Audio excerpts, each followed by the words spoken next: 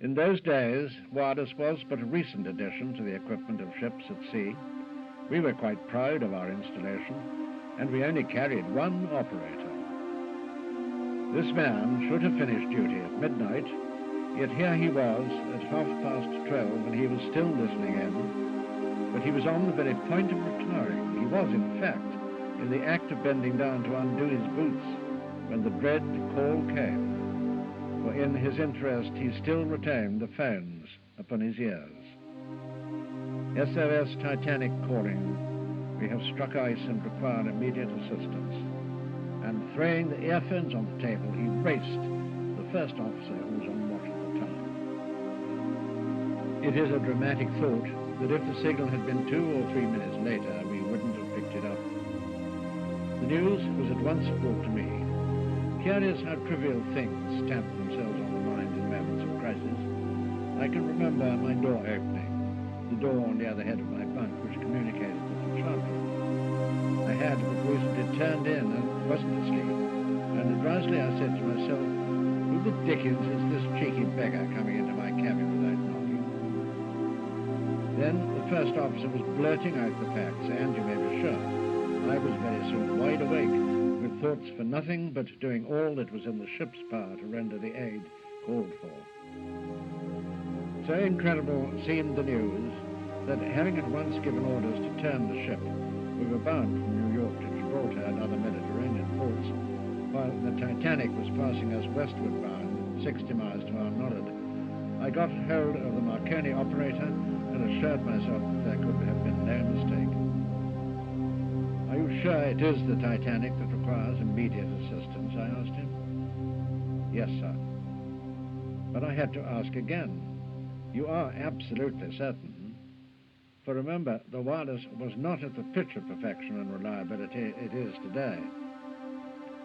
Quite certain, he replied. All right, I said then. Tell him we are coming along as fast as we can. I went into the chart room, having obtained from the operator the Titanic's position.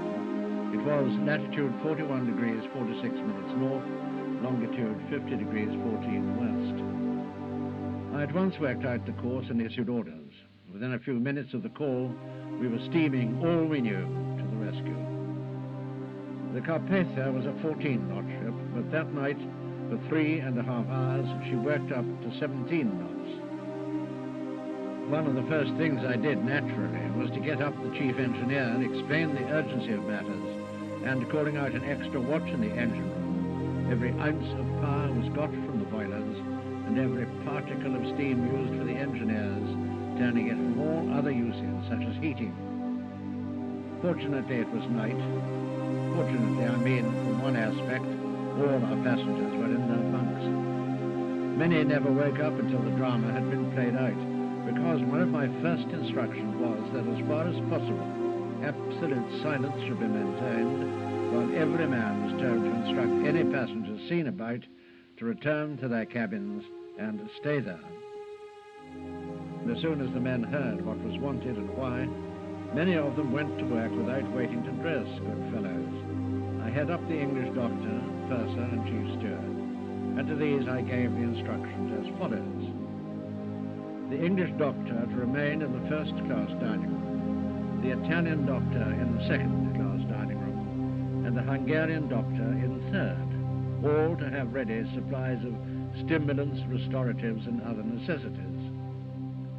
Purser, with his assistant purser and chief steward, to receive the rescued at the different gangways, controlling our own stewards and assisting the Titanic passengers to the different dining rooms for accommodation and attention. They were also to get as far as possible names of survivors to be sent by wireless.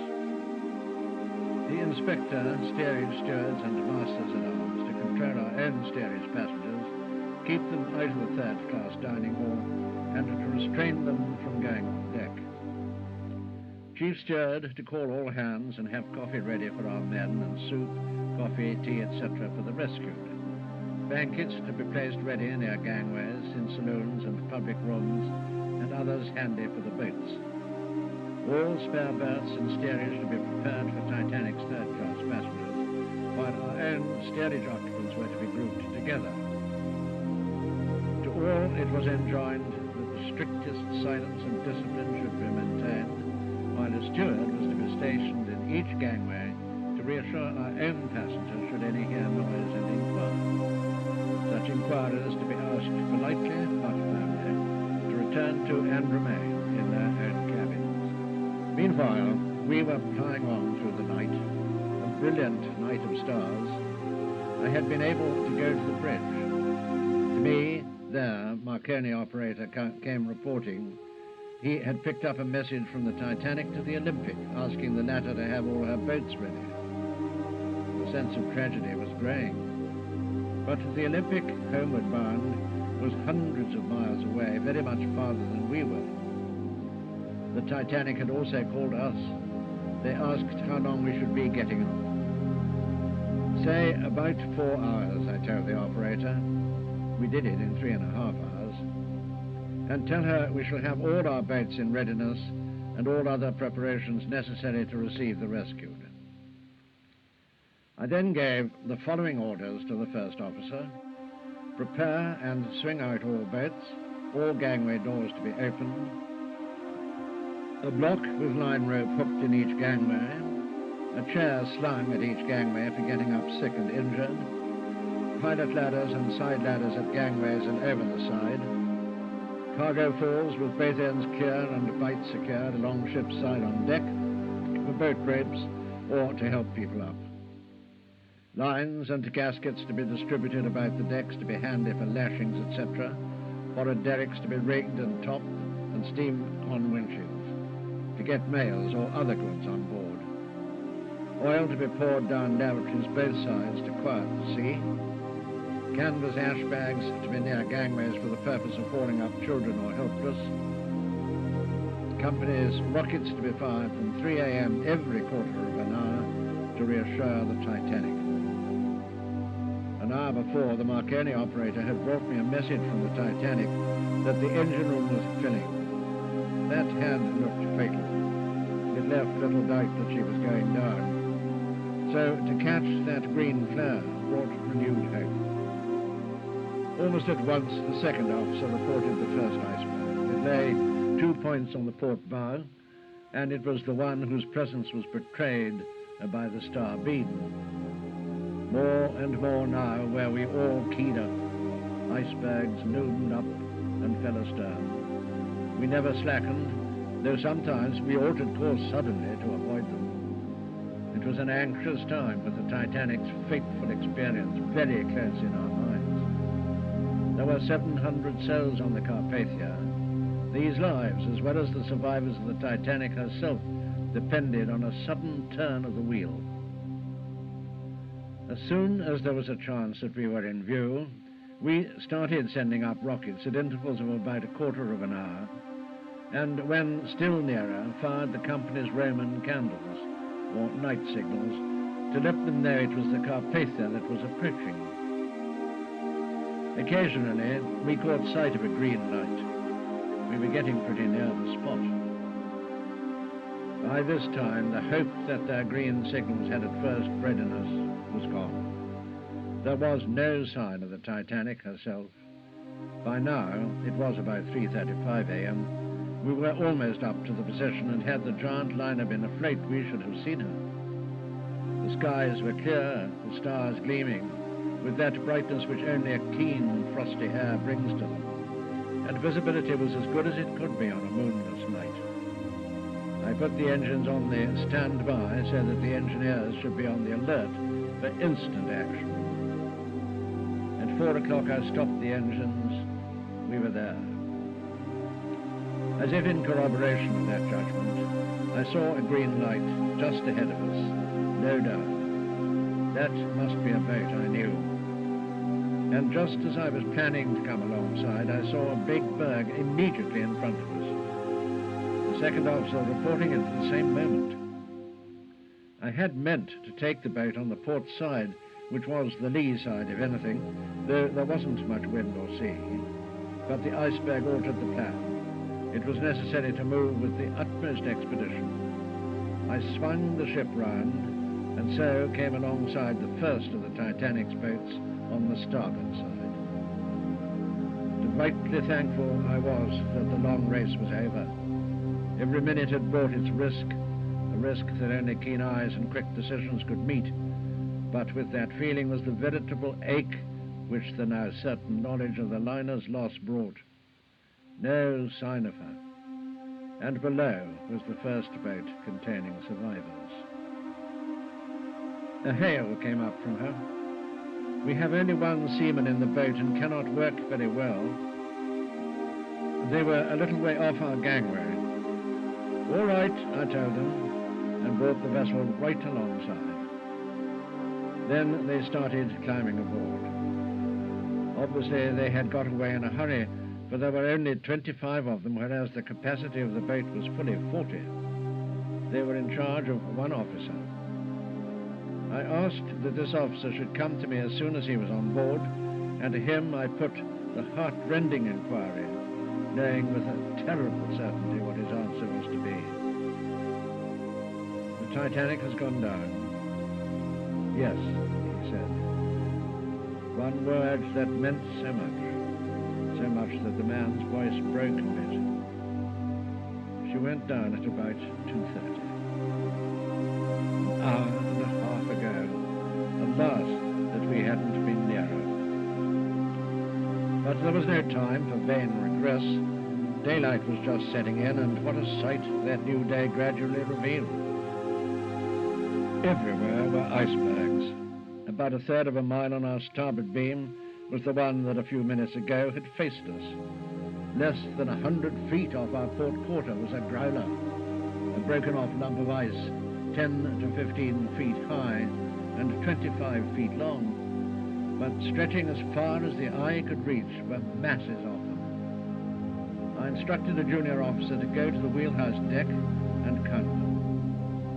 25 there were, over 200 feet in height, and dozens ranging from 150 down to 50 feet. And amid the tragic splendor of them as they lay in the first shafts of the rising sun, boats of the lost ship floated. From that moment we went on picking them up, and as the rescued came aboard, their thankfulness for safety was always mingled with the sense of their loss and the chattering cold that possessed them.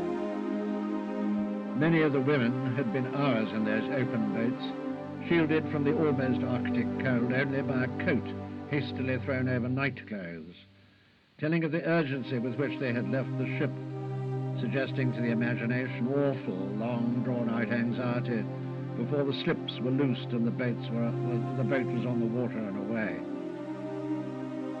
Slowly we cruised from boat to boat, and as we neared the end of our questing, one gathered the enormity of the disaster. Altogether, we picked up 705 persons, but on the Titanic, crew and passengers numbered over 2,000. So many hundreds lost who a few hours before had been members of a gay and distinguished company halfway through the maiden voyage of one of the world's largest liners.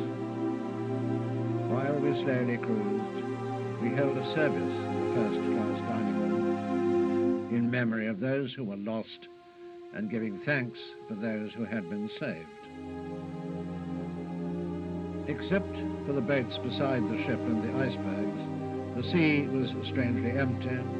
Hardly a bit of wreckage floated, just a deck chair or two, a few lifebelts, a good deal of cork, no more flotsam than one could often see on a seashore drifted in by the tide. The ship had plunged at the last, taking everything with her. I saw only one body in the water. The intense cold made it hopeless for anyone to live long in it. It wasn't for us to remain, especially as about this time, 8 o'clock, we saw another ship coming.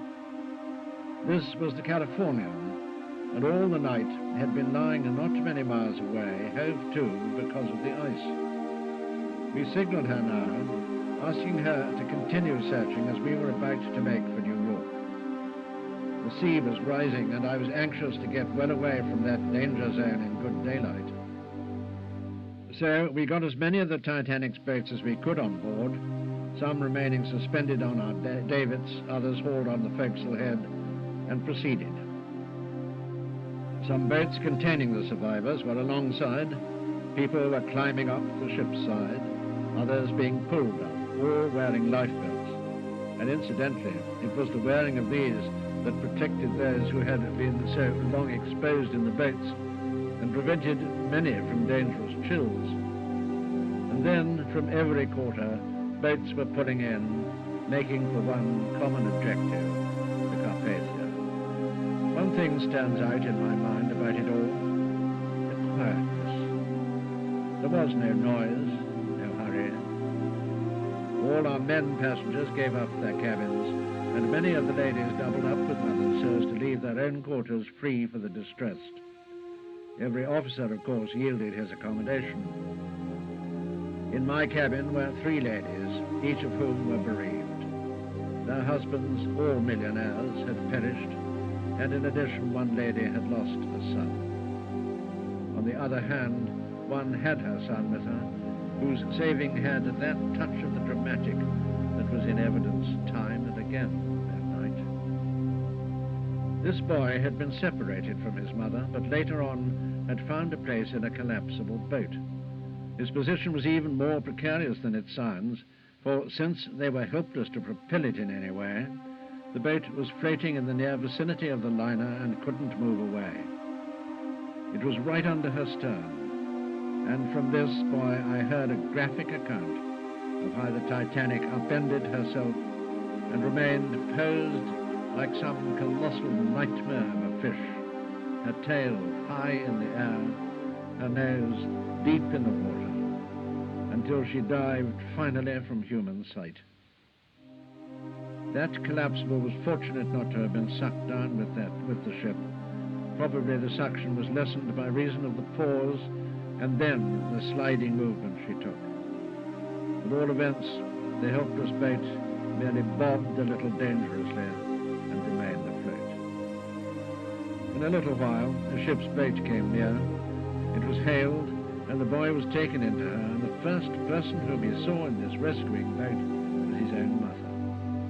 Some of the first boats may have got away not filled to capacity, but later others certainly were overloaded, and there were heart-rending moments when 2 well-laden boats pulling about encountered poor fellows swimming in that ice-cold sea. In this case I am recounting, a boat's gunwale was seized forward by a swimmer. It was well before dawn.